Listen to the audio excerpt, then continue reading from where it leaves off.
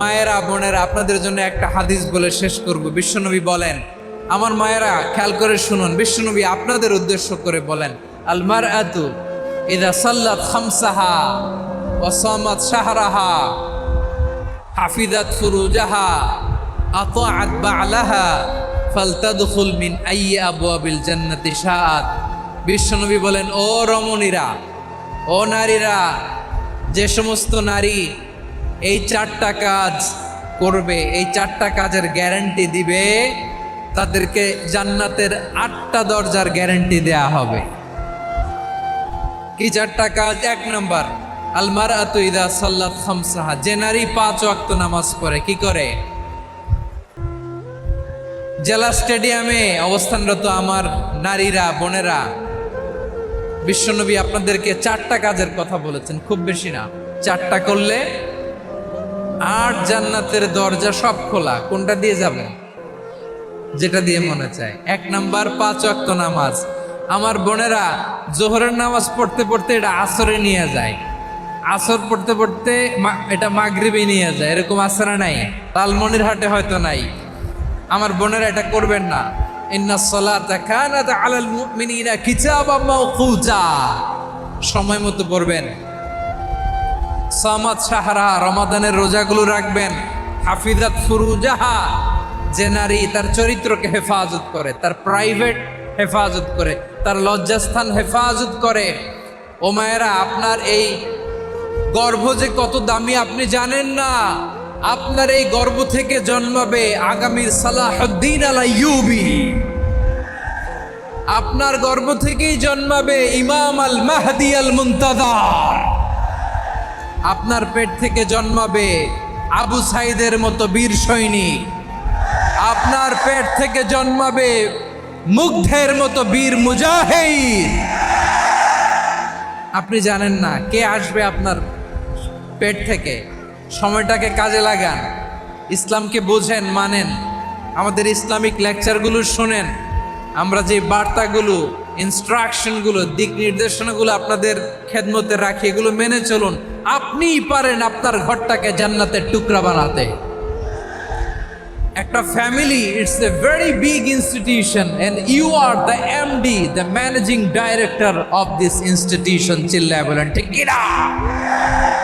চাইলেই পারেন ঘরটারে জান্নাতের টুকরা বানাতে। 5 ওয়াক্ত সালাত, রমাদানের রোজা, নিজের চরিত্রের হেফাজত, ও আতাআত বা'লাহা, স্বামীর আনুগত্য। এটাতে অনেকে ভুল করে থাকে। হায় রে আমার বোনেরা, স্বামীর আনুগত্যকে এটা নিজের অপমান মনে করবেন না। আপনার স্বামী আপনার সবচেয়ে বড় গার্ডিয়ান, তিনি আপনার সবচেয়ে ভালো চায়। নারী কখনো গার্ডিয়ানশিপের বাইরে থাকতে পারে না। হয় আপনি বাবার গার্ডিয়ানশিপের ভেতরে, বাপ না থাকলে ভাই আপনার গার্ডিয়ান, ভাই না থাকলে চাচা গার্ডিয়ান, বিয়ের পরে আপনার স্বামী আপনার গার্ডিয়ান। শরিয়া সম্মত স্বামীর আদেশগুলো আপনি মেনে চলবেন, কিন্তু শরিয়া বিরুদ্ধ কোনো আদেশ মানতে আপনি বাধ্য নয়। আওয়াজ করে বলুন সবাই ঠিক কিনা? এই 4টা কাজ যদি কোনো নারী করে, বিষ্ণুই বলেন জান্নাতের 8টা দরজা খোলা। তোমার যেটা দিয়ে মনে চায় সেটা দিয়ে জান্নাতে তুমি এন্ট্রি নিতে পারবা। বিষ্ণু ইসলামের স্ত্রীর নাম ছিল আয়েশা রাদিয়াল্লাহু তাআলা আনহা, আবু বকর রাদিয়াল্লাহু তাআলা আনহুর মেয়ে। আবু বকর রাদিয়াল্লাহু তাআলা আনহুর আরেক মেয়ের নাম হচ্ছে আসমা। কি নাম? দুজনই আবু বকর রাদিয়াল্লাহু তাআলা আনহুর মেয়ে, আসমা আর আয়েশা। নাম দুইটা কেমন লাগে? আসমা নামটা কেমন লাগে? আয়েশা নামটা কেমন লাগে? সবার ভালো লাগে নাই? নাম দুটো আপনাদের ভালো লাগে? লালমনিরহাটে অনাগত যদি কন্যা সন্তান হয়, যদি মনে চায় আসমা রেখে দিতে পারবেন, যদি মনে চায় আয়েশা রেখে দিয়েন। দেশে বিদেশে এয়ারপোর্টে রাস্তাঘাটে শুধু বলে হুজুর একটা নাম দেন, আমার ছেলের একটা নাম দেন, মেয়ের একটা নাম দেন। তো আমার মনে আছে যশোরের আবদিনের মাহফিলে আমি 1-2টা নাম দিয়েছিলাম। আজকে লালমনিরহাটের এই প্রোগ্রামে কন্যা সন্তান যদি হয় দুটা নাম দিলাম, আসমা কিংবা আয়েশা। ইনশাআল্লাহ পড়েন। দুজন বোন, এক মায়ের না, বাবা এক মা দুজন। আয়েশা রাদিয়াল্লাহু তাআলা আনহার মায়ের নাম উম্মে রুমান, আর আসমা রাদিয়াল্লাহু তাআলা আনহার মায়ের নাম কুতাইলা বিনতে আব্দুল উজ্জা। আবু বকর রাদিয়াল্লাহু তাআলা আনহু 4টা বিয়ে করেছেন। তো একই ঘটনা ঘটেছে এই ফ্যামিলিতে। আসমা ইসলাম ধর্ম গ্রহণ করে মুসলিমা, কিন্তু তার মা কুতাইলা মুশরিকা। আই রিপিট, বোঝার জন্য আমি আবারও বলি, আসমা রাদিয়াল্লাহু তাআলা আনহা মুসলিমা, আর আসমার মা কুতাইলা, আওয়াজ করে বুঝে থাকলে বলেন, আসমার মা মুশরিকা। তার মানে মেয়ে মুসলিম, মা অমুসলিম, ভেজাল আছে না নাই? কিন্তু কুতাইলা আর ধৈর্য ধারণ করতে পারে না। নার ছেড়া ধন, কলিজার টুকরা ধন, কলিজার টুকরা সন্তান আসমারে দেখতে বড্ড মন চায়। সাইয়েদনা আসমা রাদিয়াল্লাহু তাআলা আনহা মক্কা থেকে হিজরত করে মদিনায় চলে গেলেন। হুদাইবিয়ার পর যখন মক্কা মদিনার ট্রাফিক স্বাভাবিক হলো, মক্কার লোক মদিনায় যায়, মদিনার লোক মক্কায় আসে। কুতাইলা কলিজার টুকরা সন্তান আসমারে দেখার জন্য কিছু উপহার নিয়ে বিশাল মরু পথ পাড়ি দিয়ে মক্কা থেকে মদিনায় যায়। সুবহানাল্লাহ বলেন। এখন মা আসছে মেয়ের সাথে দেখা করতে, মেয়ে তো আর দেখা দেয় না। মেয়ে ভাবছে আমার মা তো মুশরিকা, অপবিত্রা, তার সাথে কি দেখা দেয়া যাবে? বিশ্বনবীর দরবারে চলে গেলেন। সুবহানাল্লাহ বলেন। কি সৌভাগ্যবান ছিল তারা, মাসলা জানার দরকার হলেই নবীর দরবারে চলে যেত। ঘরে বউয়ের সাথে ঝগড়া হলে নবীর দরবারে চলে যেত। অনেক সাহাবী বলে, আমার পেটে ক্ষুধা লাগলো আমি নবীর কাছে চলে যেতাম, কারণ নবীর চেহারার দিকে তাকালেই আমার পেটের ক্ষুধা মিটে যেত। সাইয়েদনা আসমা রাদিয়াল্লাহু তাআলা আনহা বিশ্বনবীর কাছে চলে গেলেন, যে বললেন, ইয়া রাসূলুল্লাহ, ইয়া হাবিবাল্লাহ, ইন্না উম্মি কাদিমাতুন ইলাইয়া ওয়া হিয়া রাগিবা। আমার মা মক্কা থেকে অনেক দূর মরুর পথ পাড়ি দিয়ে উপহার সামগ্রী নিয়ে মদিনায় আমার সাথে দেখা করতে এসেছে গো নবী। আমার জানতে বড্ড ইচ্ছে হয় আমি আমার মুশরিকা মায়ের সাথে একটু দেখা করতে পারবো কিনা। আফা আসিলুহা, আগে যেমনি আমি আমার মায়ের সাথে ভালো আচরণ করতাম, যেমনি আমি আমার মায়ের সাথে সদাচরণ করতাম গো নবী, এখন আমি মুসলিমা, মা মুশরিকা, এখনো কি আগের মতো সদাচরণ করতে পারবো নাকি? বিশ্বনবী বললেন, নাম সিলিহা, হ্যাঁ রে আসমা, অবশ্যই অবশ্যই, আগে ঠিক যেমন তুমি তোমার মায়ের সাথে ভালো আচরণ করতে, এখনো তেমনি আগের মতো ভালো আচরণ করবা। আওয়াজ করে পড়েন সুবহানাল্লাহ। কি ইসলাম আমরা পেয়েছি! কত ব্রড মাইন্ডেড আমাদের ইসলাম, কত ওপেন মাইন্ডেড ইসলাম, কত ওপেন আপ করতে পারে, চিন্তা করতে পারে। বিষ্ণু বললেন, হ্যাঁ অবশ্যই, নাম সুলিহা, আগে যেমনি ভালো আচরণ করছো আসমা, এখন ওইরকমই করো, পারলে আরো বাড়ায় করো। সুবহানাল্লাহ বলেন। তাহলে আমার যে হিন্দু ভাইয়েরা, হিন্দু বোনেরা, ইমানের বদৌলতে দৌলতে আপনি ধন্য হয়েছেন, আপনার আম্মা আব্বা এখন মুসলমান হয় নাই, তাদের জন্য দোয়া করেন, তাদের জন্য দোয়া করেন, আল্লাহ যেন তাদেরকেও ইমানের দৌলত দান করেন। আমরা সবাই পড়ি আমিন, আরো জোরে পড়েন আমিন। এখন বলেন, ইসলাম কি ন্যারো মাইন্ডেড রিলিজিয়ান না ব্রড মাইন্ডেড? লালমনিরহাটের যুবক ভাইরা আওয়াজ করো, ইসলাম কি ন্যারো মাইন্ডেড না ব্রড মাইন্ডেড? কতটা ব্রড মাইন্ডেড দেখেন। বিশ্বনবী সাল্লাল্লাহু আলাইহি সাল্লাম অমুসলিমরা যদি নবীকে উপহার দিত, ওই উপহারও বিশ্বনবী গ্রহণ করতেন। সুবহানাল্লাহ পড়েন। আপনার অমুসলিম বন্ধু যদি উপহার দেয় সেটাও আপনি নিতে পারবেন, যেটা নেওয়া জায়েজ। কিন্তু আপনার বন্ধু যদি আপনার মদের বোতল দেয়, নিতে পারবেন? হ্যাঁ, মদের বোতল দিলে পারবেন না। আপনার বন্ধু যদি আপনার পর্ক দেয়, পর্ক, শুকরের গোশত মিশ্রিত কোনো খাবার, ওটা নিতে পারবেন না। হালাল যে কোনো জিনিস নিতে পারবেন। বিশ্বনবী সাল্লাল্লাহু আলাইহি ওয়াসাল্লাম অমুসলিমদের দেয়া হাদিয়া গ্রহণ করতেন। কেমন নবী ছিলেন? আমার নবীরে চিনে নেন, আমার নবীর অ্যাটিটিউড জেনে নেন। বিশ্বনবী সাল্লাল্লাহু আলাইহি ওয়াসাল্লাম যখন কোনো জনপদে যেতেন, 3টা অপশন নিয়ে যেতেন। প্রিয় ভাইয়ের, আওয়াজ করে বলতে হবে, কোন জনপদে গেলে আমার নবীর অপশন থাকতো কয়টা? আমার মতো 3 আঙ্গুল উঁচু করে দেখান আর বলুন, আমার নবী কোন জনপদে গেলে কয়টা অপশন নিয়ে যেতেন? 1 নাম্বার অপশন, আসলিম তাসলাম। নতুন এলাকায় গেলে বলতেন আসলিম তাসলাম, ইসলাম ধর্ম গ্রহণ করো, শান্তিতে থাকবা, আমার ভাই হয়ে যাবো, আমরা ভাই ভাই। ইসলাম মানো, আমরা ভাই ভাই। অপশন নাম্বার কত? 1। যদি বলে না ইসলাম মানবা না, ওকে, অপশন নাম্বার 2, মুসলিম হওয়ার দরকার নাই, লা ইকরাহা ফিদ্দিন, ইসলামে কোনো বাড়াবাড়ি নাই। খ্রিস্টান আছো থাকো, বৌদ্ধ আছো থাকো, ইহুদি থাকতে চাও থাকো, কিন্তু আমরা যেহেতু রিজিওনাল সুপার পাওয়ার, আমাদের আন্ডারে থাকো, ট্যাক্স দিয়া থাকো, এটার বলে জিজিয়া। আলেম যারা আছেন বুঝবেন, এটার আরবিতে কি বলে?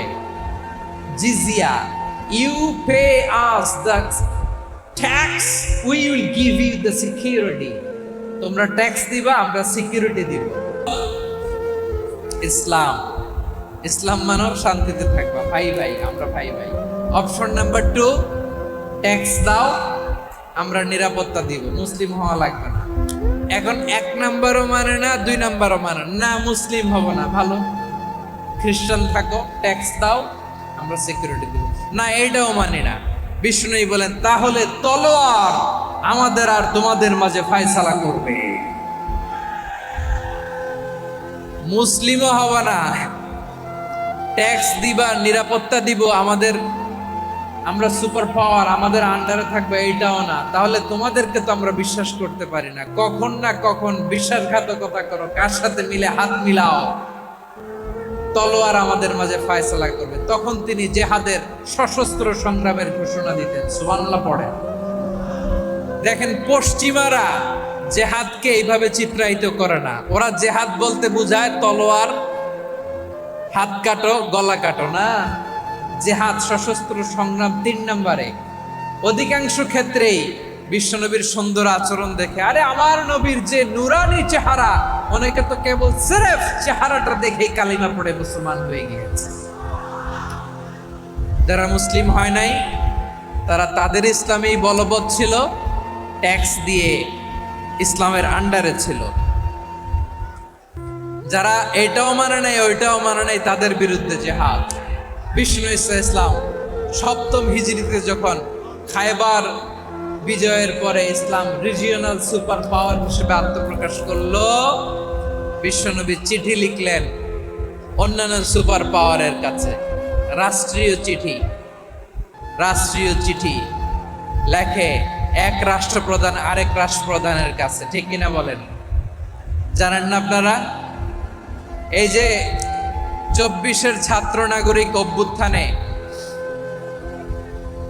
এই অভ্যুত্থান যখন শুরু হয়, আমি তখন সাউথ আফ্রিকাতে, একটা স্ট্যাটাস দিয়েছিলাম, কোটা নয়, গোটা দেশ সংস্কার করা লাগবে। শুধু বাংলাদেশ নয়, সারা বিশ্বের বাংলা ভাষাভাষী লোকেরা এই আন্দোলনের সাথে সমর্থন তারা করেছে, এটাকে সাপোর্ট করেছে, তারা সমর্থন দিয়েছে। আমাদের ইউনাইটেড আরব আমিরাতের বাংলাদেশি ভাইয়েরা, তারা সেখানে রাস্তায় নেমে এসেছিল, জানেন? ওইখানে ডেমনস্ট্রেশন করা যায় না, সেখানকার সরকার তাদেরকে যাবজ্জীবন দিয়েছিল। তখন আমাদের এই যে প্রধান উপদেষ্টা ডক্টর মোহাম্মদ ইউনূস সরাসরি G2G বলে, এটারে G2 G, government to government, G to G, উনি চিঠি লিখলেন যে তাদেরকে, ইউর হাইনেস, হে সম্মানিত আমির, আপনি আমার এই চিঠির কারণে আমার সম্মানে এই 53 জন বাংলাদেশিকে মাফ করে দেন। এই চিঠির বদৌলতে বেকসুর খালাস পেয়ে গিয়েছিল আমাদের ভাইরা। জানেন না এই ঘটনা আপনারা? তাহলে গভর্নমেন্ট টু গভর্নমেন্ট চিঠি দেওয়া হয়। সপ্তম হিজরিতে বিষ্ণু ইসলাম সব সুপার পাওয়ারের কাছে চিঠি দিলেন, রোমান সম্রাটের কাছে, পারস্য অধিপতির কাছে, মিশরের অধিপতির কাছে, সবার কাছে চিঠি লিখলেন।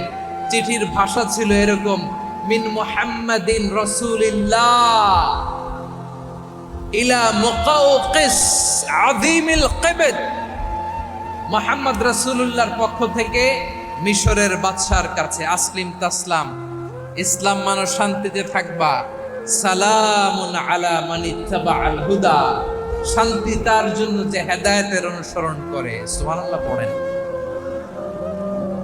এই চিঠি অনেকে ভালোভাবে রিসিভ করেছে, অনেকে এই চিঠি পাওয়ার পরে নবীর কাছে আবার ইন রিটার্ন উপহার পাঠিয়েছে। কি পাঠিয়েছে? উপহার। মিশরের বাদশা মুকাওকিস তিনি বিশ্বনবীকে বিশাল এক উপহারের ডালি পাঠিয়েছেন। মিশরের বাদশা মুকাওকিস ছিলেন ধর্মে খ্রিস্টান। লালমনিরহাটের ভাইয়েরা আওয়াজ করে বলেন, মিশরের বাদশা ধর্মে কি ছিল? খ্রিস্টান। কি উপহার দিয়েছিল আমার নবীকে? শুনতে মনে চায়? আওয়াজ নাই লালমনিরহাটের গলায়, শুনতে মনে চায়? 1000 স্বর্ণ মুদ্রা, 1000 স্বর্ণ, 2টা খ্রিস্টান দাসী, একজনের নাম মারিয়া বিনতে শামউন আল কিবতিয়া, আরেকজনের নাম সিরিন বিনতে শামউন আল কিবতিয়া। একজন খ্রিস্টান দাস 20 স্থান কাপড় জামা বানানোর জন্য, আমরা নবী যেন সেলাই করে জামা বানাতে পারে এজন্য 20 স্থান কাপড়, 20 স্থান ফাইন গার্মেন্ট। সুবহানাল্লাহ পড়বেন না? এরপরে একটা গাধা যেটার নাম ছিল উফাইর, আর একটা খচ্চর, এটার নাম ছিল দুলদুল। খচ্চর চিনেন? গাধা আর ঘোড়ার ক্রসিং এ যে প্রাণীটা দুনিয়াতে আসে ওটাকে খচ্চর বলে। তো এই যে সুপার পাওয়ার খ্রিস্টান বাদশার কাছে নবী চিঠি লিখলেন, ওই খ্রিস্টান বাদশা আমার নবীকে উপহার দিল। বিশ্বনবী এই উপহারগুলো সানন্দে গ্রহণ করেছে। সুবহানাল্লাহ পড়বেন না?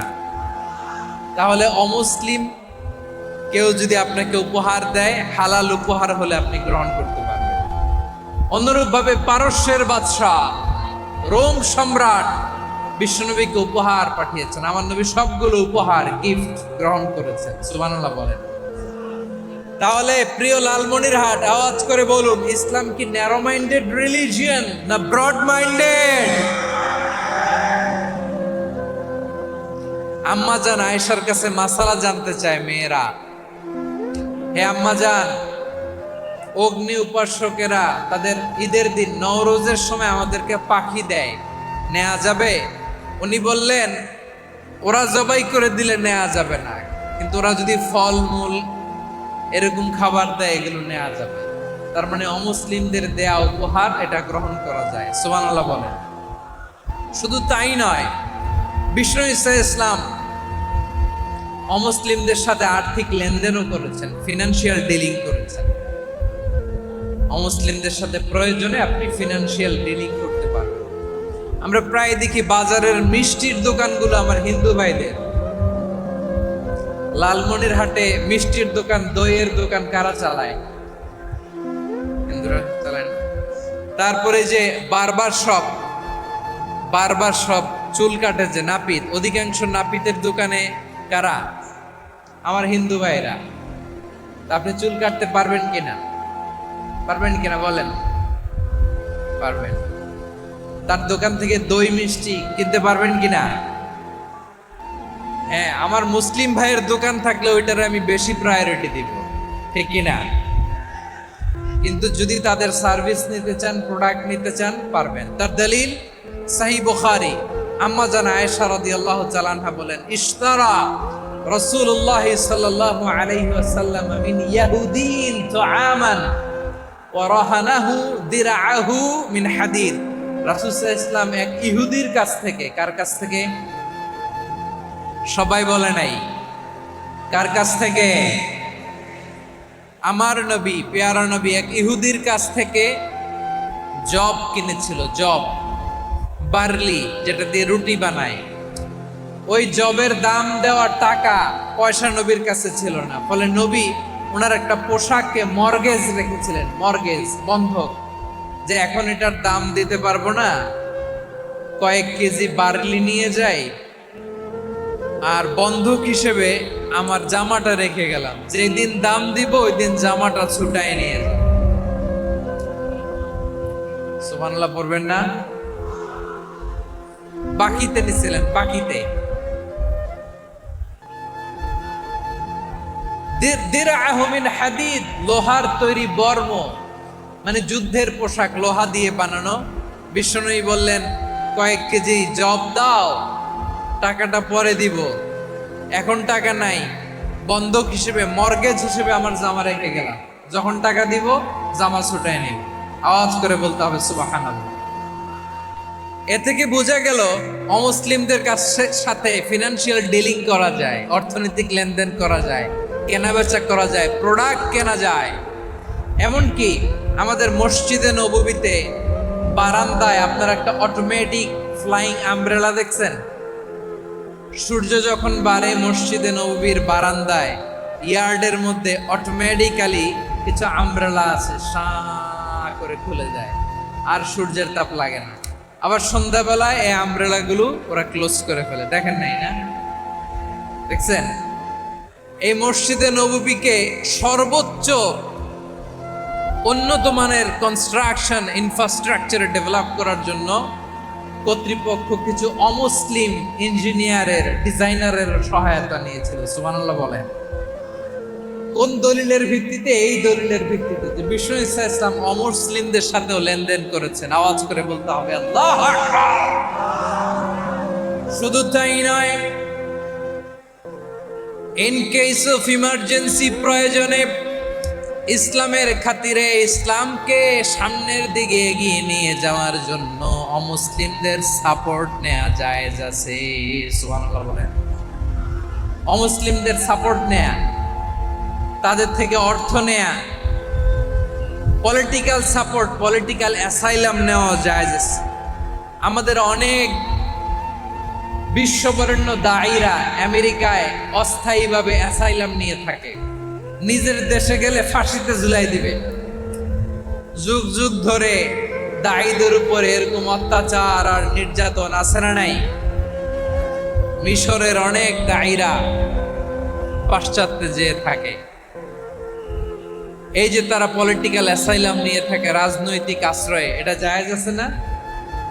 এটা যে জায়েজ আছে তার প্রমাণ স্বয়ং বিশ্বনবী সাল্লাল্লাহু আলাইহি ওয়াসাল্লাম পলিটিক্যাল সাপোর্ট নিয়েছিলেন অমুসলিমদের কাছ থেকে। সুবহানাল্লাহ বলেন।